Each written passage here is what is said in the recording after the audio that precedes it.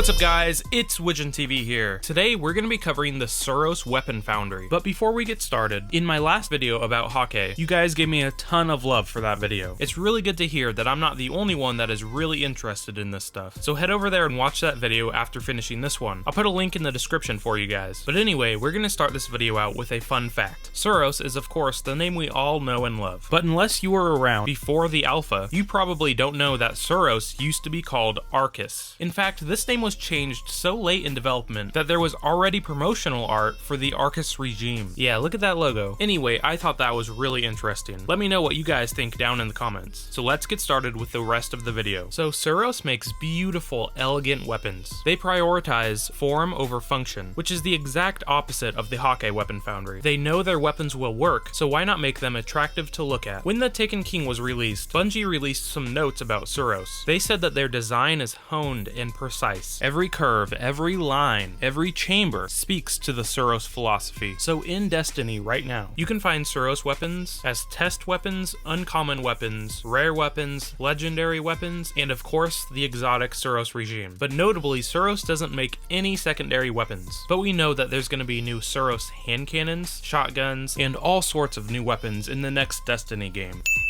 But of course, we're gonna have to wait for them, so identifying a Suros weapon is actually really easy. They have a really distinctive red and white color pattern, with a lot of the controls being gray. Also, on some weapons, you'll see the Suros dragon. Also, it seems like all Suros weapons have a little hump on their forehead. In fact, Suros probably makes my favorite looking weapons in Destiny. Just something about their white porcelain looking finish really make the weapon feel premium. So unlike Häkke, Suros doesn't have one common trait that connects all of their weapons. Their guns tend to be all over the place with their stats. High impact to low impact, high stability and low stability. But what makes Suros special is their perk sets. I'll read the description that Bungie gave about Suros weapons. Some say that the best weapons for a Guardian is the one that they can customize to match their own intent. Suros believes in options, weapons that can be repurposed for a variety of combat situations. Suros talent grids offer 2 columns of 2 stat changing perks, granting more options for changing the weapon's stats than any other foundry. And this is true with almost every single Suros weapon. You'll have the 2 columns of the stat changing perks. The single behavioral perk is grounded in the middle of the talent grid as a focus for the weapon's core potential. If you want a weapon that can go from close quarters combat to ranged, you can do all of that with Suros weapons with just a swap of a few nodes. So in the end here, Suros makes weapons that are functional yet beautiful and can be modified to fight in any situation. Reliable and flexible, you should be confident with one of them in your hands. Alright, so that's all I have on Suros weapons. Next up, I'm going to be doing Ullman. I really hope you guys enjoyed the video. I make all of the graphics in my videos in Photoshop by myself, so I would really appreciate it if you guys hit the like button and consider subscribing. It really helps out my small channel. Anyway, this has been Widgeon TV. Thanks for watching, guys.